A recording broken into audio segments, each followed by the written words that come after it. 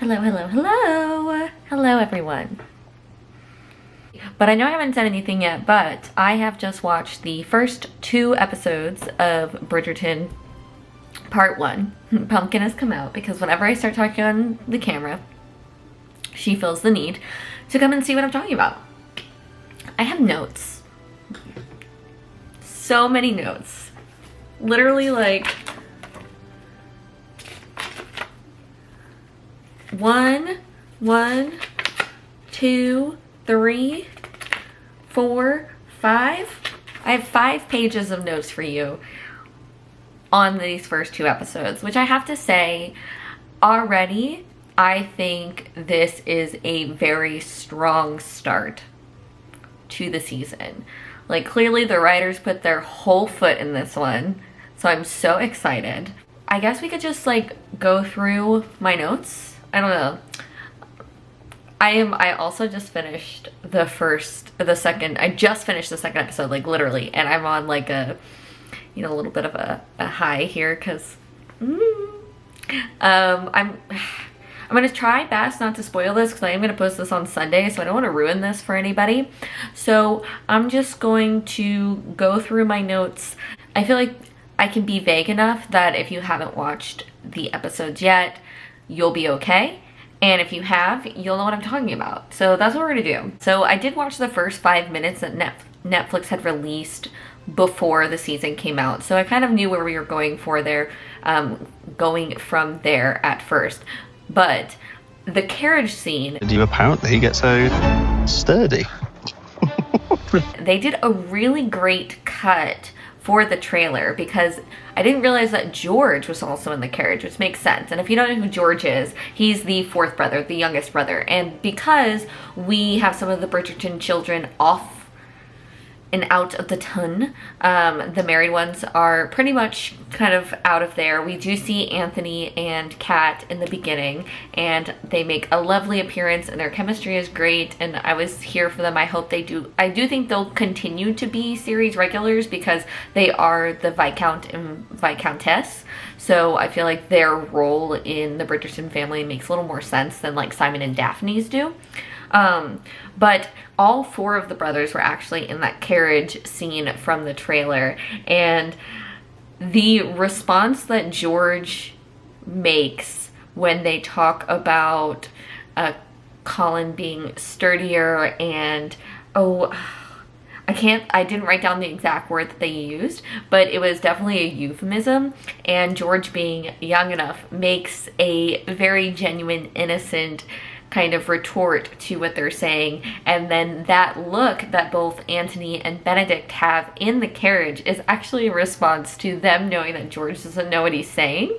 They are bringing full Bridgerton energy. I think like thus far in the first 2 episodes, I'm feeling like we are getting more Bridgerton sibling interaction, and it's really cute with the younger ones. Like I feel like it's thrumming very well. Francesca. So we have not had much exposure to Francesca in the show because she was in Bath studying, and I also did not read the book, so I have not had much exposure to Francesca's character. And so what is really interesting about her is she's very different from the rest of the Bridgerton. She's not outgoing.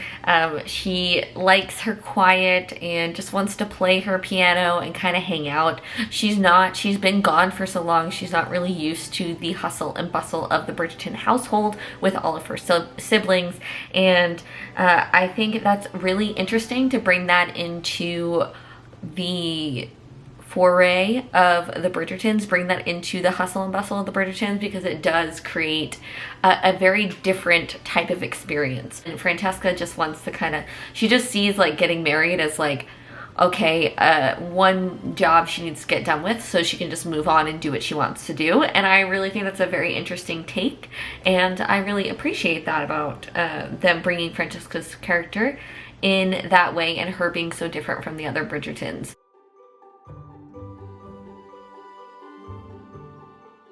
And oh yes, so I had said in my video that it didn't seem like the sisters were married, and that is not correct. Both of Penelope's sisters are married off like they are in the book.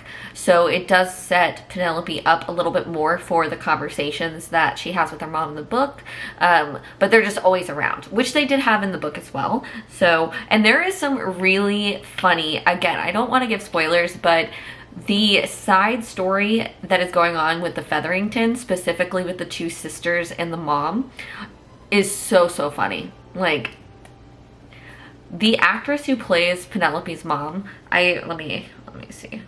Polly Walker. I should have known that. Polly Walker. Killing it.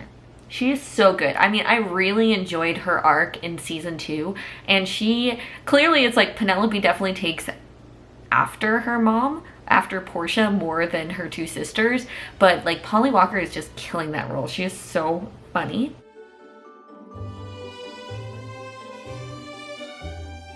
Yeah, so that's super fun.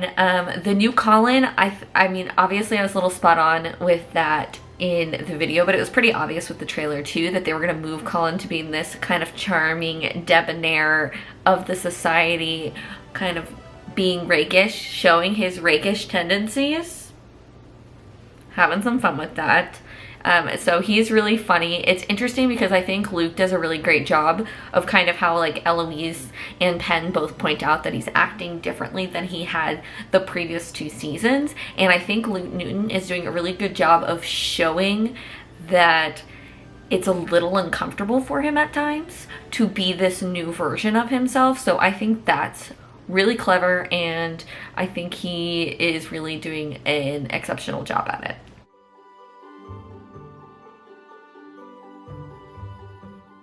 I have to say, so, you know, in the book, Romancing Mr. Bridgerton, it is constantly talked about,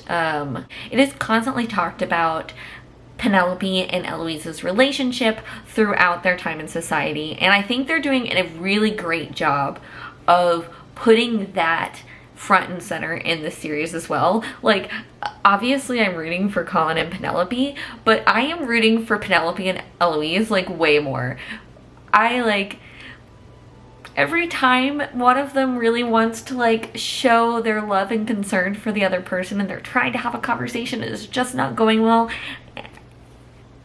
it makes me so sad. And I think it's because I have such great friends and such great girlfriends that, oh, it just pains me. And I do think it's really interesting, you know, they're making a lot of commentary about how they're pitting, like how this marriage market like pits women against each other as they're competing for husbands. But it's really great that they're like centering the friendship of women in this season, because I think Penelope and Eloise have such a special thing because it is difficult to be friends.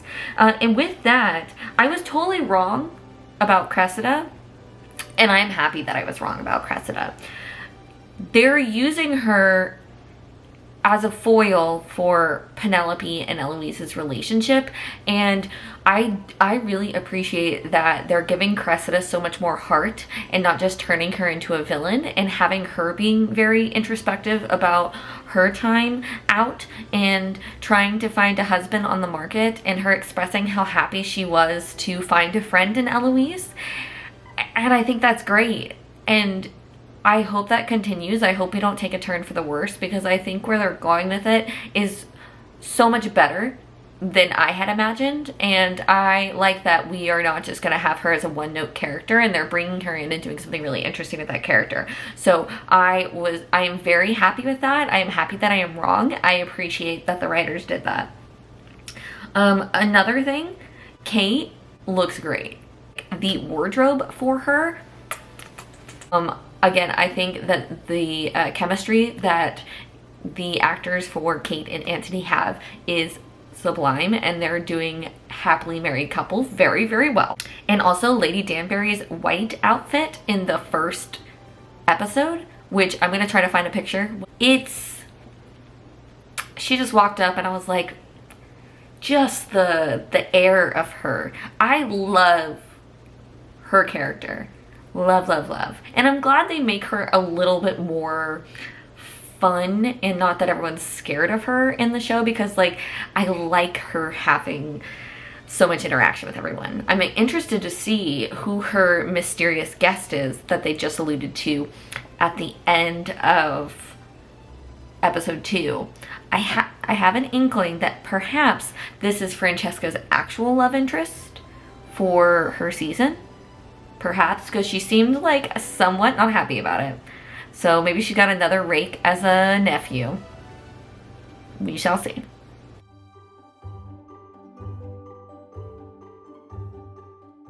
So just circling back to Polin, I think it is so funny of them showing him telling the exact same story to like different groups of women.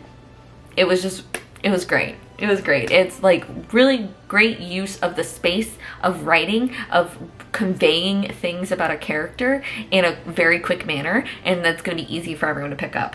I mean, the writers for Bridgerton, y'all are nailing it. I have a quote here. So when Colin is talking to Eloise, trying to suss out kind of her change and with society, and she says, "I lost the battle and have no appetite for the war." They're having some bangers with quotes this season.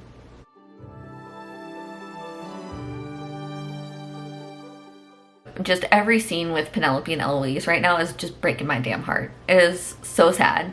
It is such good TV, and I can't wait for them to make up. Like, I mean, the tension. It's so crazy because it's like, you know, this story is about Penelope and Colin, but is it though? The thing about television as a medium is it is much easier to have two stories going on at once and being able to develop them well and easily using images. That is the power of TV and movies. You know, with books, it's going to take longer, and that's fine, and we love that, but I do love how that works in TV. It's great. Loved when Penelope revealed the dress that we saw in the trailer, so this is not a big spoiler, but the song that they played with the strings is ABC. I cannot wait. I'm going to download that season. I do love to read to the Bridgerton soundtracks because they don't have words, but I know the songs, so it's fun. I cannot wait to download season 3.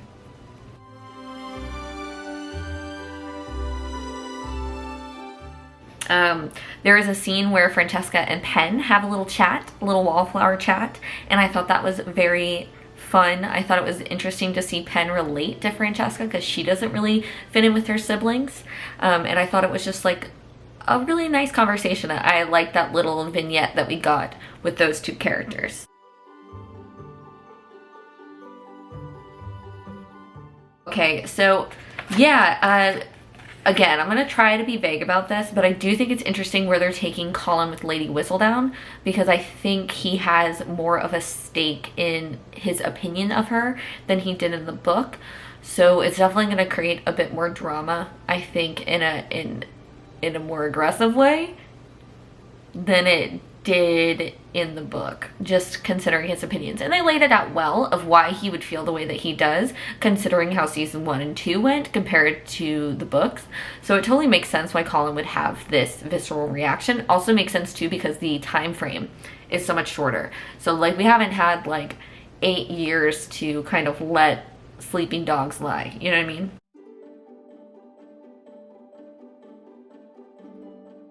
I love that we are getting more of Hyacinth and George. They're super fun additions. They bring like a lively energy to the Bridgerton household. I'm enjoying it. I cannot wait for them to have bigger parts. And I also just want to shout out Nicola for being cringy with Penelope trying to chat with gentlemen. It's great. She's killing it. I mean, I knew she would, but we just gotta shout her out. Thing for the estimation. Oh, yes. This was another good quote from Colin talking to Penelope. Literally says, "Living for the estimations of others is a trap."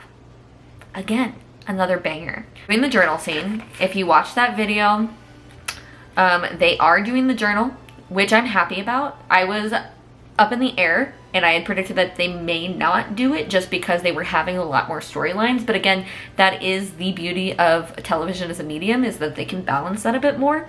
So I am excited that they chose to do the journal, because I thought that was a really great character building for Colin, and I think it really added something else to his character. And then it kind of ties in with like Francesca as well, and I think some of the complications she's having with talents and purpose, and even Benedict talks about his purpose. So I felt like they're kind of weaving that into other characters and making that part of, you know, the ethos of this season, the themes of this season. So I like that a lot.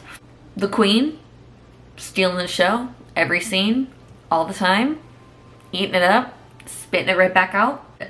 Benedict and Colin were standing at a table, and Benedict sees like there's a group of women coming up to him, and he's like, they've taken to hunting in packs. I died.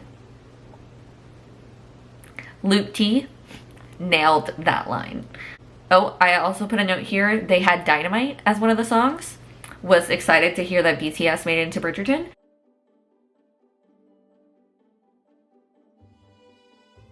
The end of episode 2 proved me wrong on one of my theories. Big beginning of the spiciness scenes, which I thought they handled well. I think they set it up well enough with what Penelope went through before this scene happened, so it did make sense. I still stand by my stance that the idea that Penelope's been on the market for 3 years and therefore she's basically a spinster is not landing for me as much, because I mean Cressida has also been on the market for that long. She came out the same time Penelope did, and no one's calling her a spinster. I mean, she's getting some flack from her mom, but she does not face the same ire that Penelope does. So I think it's a bit more of a stretch than it is in the book, where it makes a bit more sense. But I was okay with the scene. It was still a good scene. And I was giddy as all hell. So still happy it happened. Not quite sure it sold me as much as it did in the book, but we'll allow it to be. So those were my thoughts. I'm going to pause here because we about to wrap up our sprints here with the wonderful Gavin Reads It All. So, well, it's not really sprints. I use them as sprints. They're watching Charmed, but I don't watch Charmed. So I'm watching Bridgerton while they're watching Charmed, and I'm having a great time. So I'm gonna wrap up here because we are about to be done, and I wanted to just pause in between these first 2 episodes and check in with y'all. So I don't know if I will check in today. I am very tempted to finish these 2 episodes today, but I might save them for tomorrow. This way I'm not rushing through and can savor the moment a little bit. Plus I have dance tonight. So, and I can't access the damn episodes on my iPad for whatever reason. It updated on my phone but not on my iPad, so that's very annoying. But I've been rambling, and I'm just having a great time. I'm having so much fun. Excellent TV. Hope you're watching. Bye!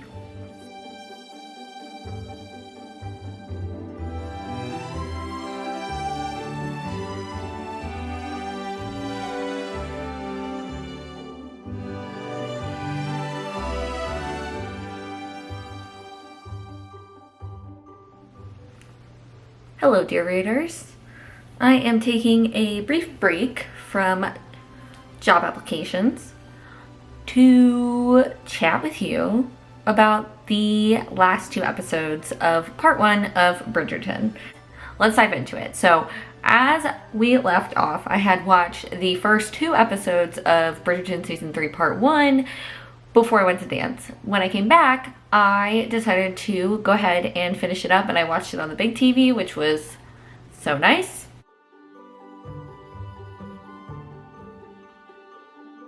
The first thing that we see in the beginning of episode 3 is there is a dream. We're kind of right back where we were where episode 2 stopped, and we get another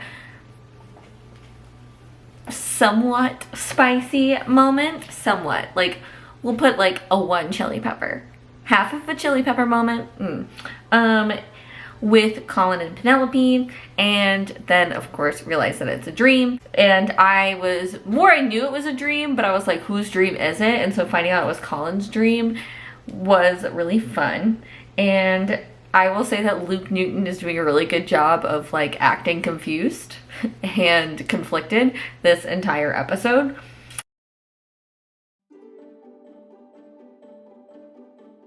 And then we jump to the scene that I thought was going to be Lady Danbury helping Penelope. And it turns out that it was actually Lady Danbury helping the Queen pick some suitors for Francesca. And I'm a little disappointed that in this first half we haven't seen any interaction between Lady Danbury and Penelope, and I don't know if that storyline is going to actually thread through this season now, which I'm a little sad about because I did really like the friendship that they cultivated. But she's got some other things going on, which I don't know where they come into the story, and they were not part of the book, so I'm very curious of seeing where Lady Danbury's story is going to go, because we find out who her mysterious guest is a little later in this episode. We also get more of the Eloise Penelope drama. Eloise comes to Penelope, they interact again, and every single time my heart just clenches and I feel so sad, and I really, really, really, really hope that we get like a good resolution by the end of this, because I want them to be friends again.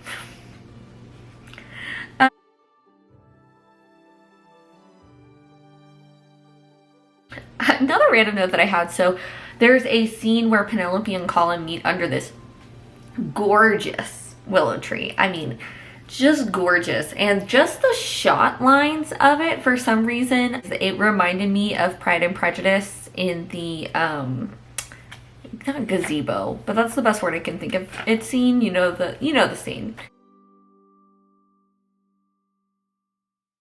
If you've seen Pride and Prejudice 2005, you know exactly what scene I'm talking about. It reminded me just like the way the shots were done, and with like the willow's leaves behind it. That's what it reminded me of.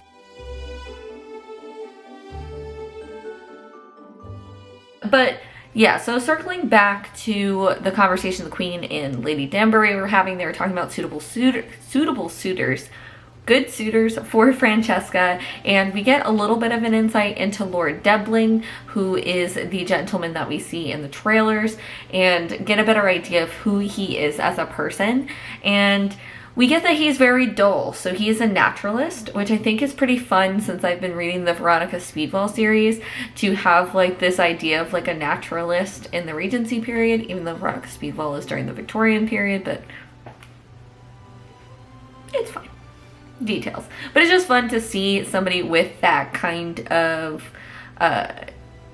dark academia vibe in a way. So he goes on he basically goes on trips to foreign lands to learn more about nature. He's a vegetarian, which is the first time we've seen a vegetarian pop up on here, and apparently people don't like that. So I thought that was just really fun and a cool add to the story of just like diversifying what we know of the Ton and the people who kind of live on the edges of it, because that's definitely a theme we have here. I mentioned it before with Cressida and Francesca, but we're definitely getting a theme of characters who are part of this society but don't necessarily feel like they fit in with their families, or just want to find somebody to where they can be themselves and kind of be relieved from the trials and tribulations of living with their families. And so I think it's a really cool undertone theme that we're exploring with a lot of these side characters in the story. So I'm really enjoying that aspect of it in general.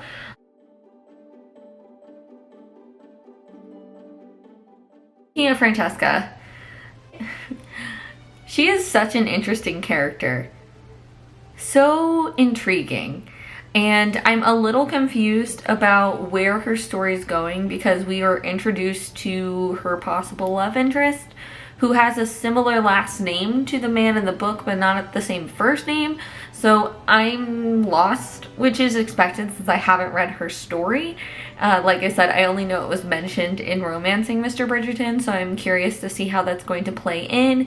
Is this man that we're being introduced to the man she marries, or is this the man she falls in, like, that she marries later on again in her book? I don't think so, though, because she seems pretty attracted to him already, and he doesn't appear to be a rake or anything like that. So I'm thinking not, but we'll see.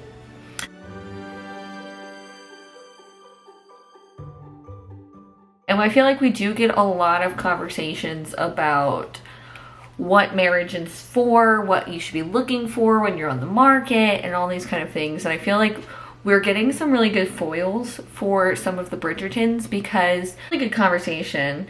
And I'm just jumping through my notes here, but there was a really good conversation with Violet, the Bridgertons' mom, and our mystery gentleman, who I'm trying not to ruin everything for this season if you haven't finished it yet, but for a person that she was speaking to about how she had a love match, and so for her kids that's all she wishes for, and trying for her to get a better understanding of, like, it's a difficult thing to find. And so, you know, her wishing that for all of her kids, it doesn't mean that they're not going to be happy, because this person ended up falling in love with the person that they matched with, even though it wasn't a love match and they had a happy marriage. So it's just interesting to see these conversations play out. Obviously, we are rooting for the Bridgertons to be with the person that they are in love with, but I do think it's, I've been enjoying these conversations that the characters are having throughout the show.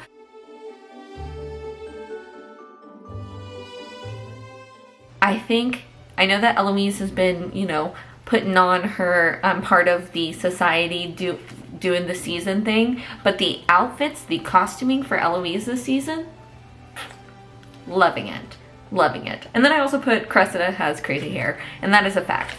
Outside of the Queen's absolutely stunning hairstyles, Cressida's hair is wild.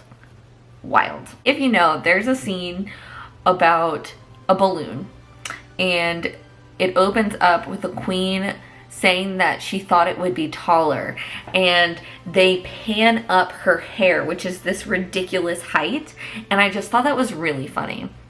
It was very clever. And then there's a scene we were laughing about where I literally, in my notes, I just go slow-mo on the lips, where Penelope is like, she picks up a pastry and then like licks her finger and is like licking her lip, and Colin's just like mesmerized, and so I was giggling about that. The competition between Cressida and Penelope I genuinely like, because I do think what they've done with Cressida's character is so much better than what I had predicted, and so I feel like this genuine awkwardness going on is just so funny, and I'm really enjoying it.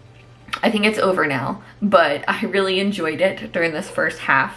And then, yeah, I just wrote a lot about really rude men being really rude to Penelope, about a situation that gets revealed in episode 2, and just how rude people are being to her in society just makes you want to punch him in the face.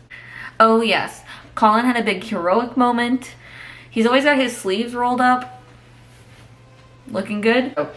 I did notice that, like, I mentioned Violet's having some conversations with somebody, and there are hints that perhaps Violet Bridgerton will get a little bit of her own side romance story, like a second chance at romance in the story, and I'd absolutely love that for her. I'm here for it. I think it would be really interesting to layer on with her kids, and I'm here for it. I don't know if this happens in the books. I know that there's like some side stories for it as well, so I'm hoping that is the case, because I'd love to see, you know, as her children are getting older and moving out of the house and things like that, I'd love to see for the Dowager to have a second chance at love.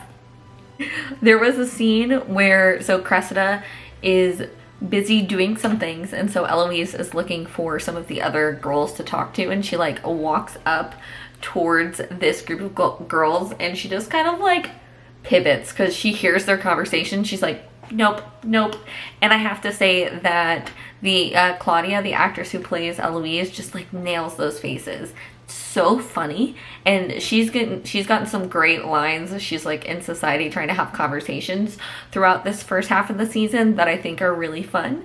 For Lady Tilly Arnold, the name sounds really familiar, but I don't know why.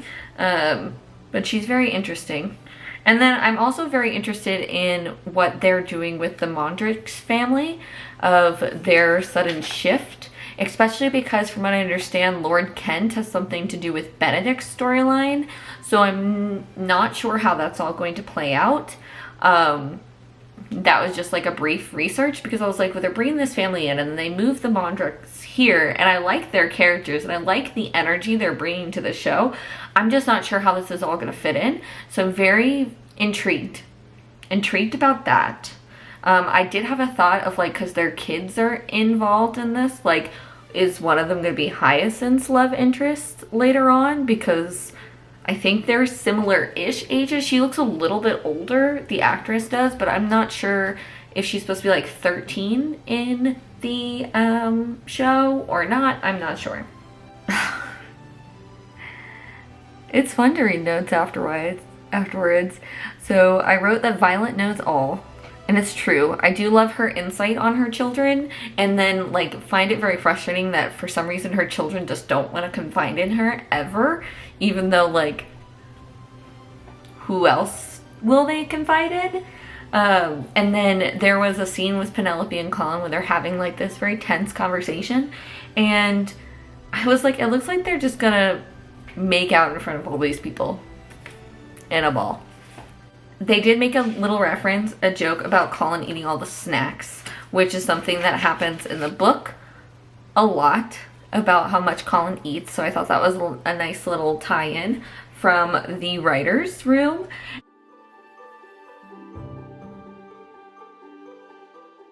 There's a really, again, talking about Violet, there is just like a really sweet scene between Violet and Colin, and her just talking about basically the change in character that we see in Colin from seasons 1 to 2 to now 3, and her kind of expressing him putting on an armor and how like sensitive and kind Colin really is, and her trying to basically direct him in a way without just calling out what she clearly can see on his face. And then I just wrote, these notes. And then there was a scene with the Queen where it's like she's reading Lady Whistledown, and there's just like her little Pomeranian, and then there's a hula hoop, and a guy, the Pomeranian is just like very small jumps through the hoop in front of the Queen.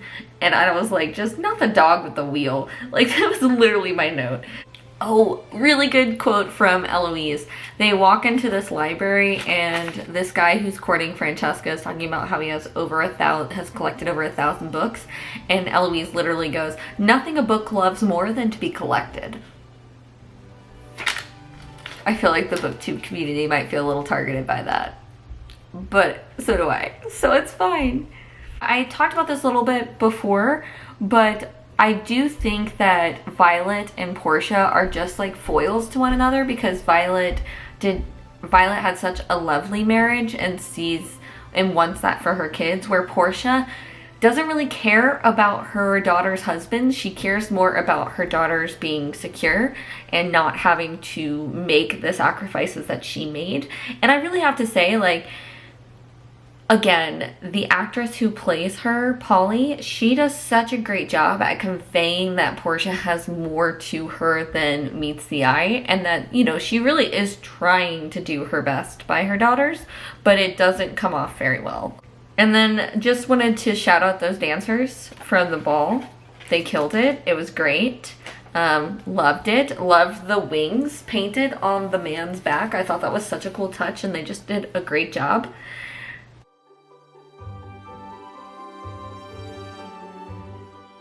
The ending, I had a feeling, again, I'm gonna do my best not to spoil it, but I was correct in my prediction of one of my 10 predictions. I was correct.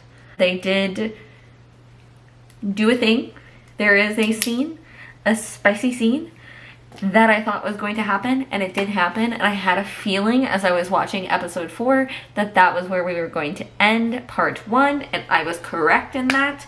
Sorry I'm being so vague, but I don't want to ruin things for people. Maybe, I know some people might be waiting for part 2 to come out and watch it all at once or whatever, so I want to keep this as vague as possible. I didn't think about rating this, but if I were to give part 1 a rating, I would say I would give it a solid 9 for my expectations. I think that they're doing a lot of really interesting things this season. I like where we're setting things up. I'm enjoying some of the complexities they're bringing to side characters. I think the reason I don't give it a 10 is I was pretty disappointed that Lady Danbury and Penelope did not start forming a relationship. That made me pretty sad. And I think just some of the things that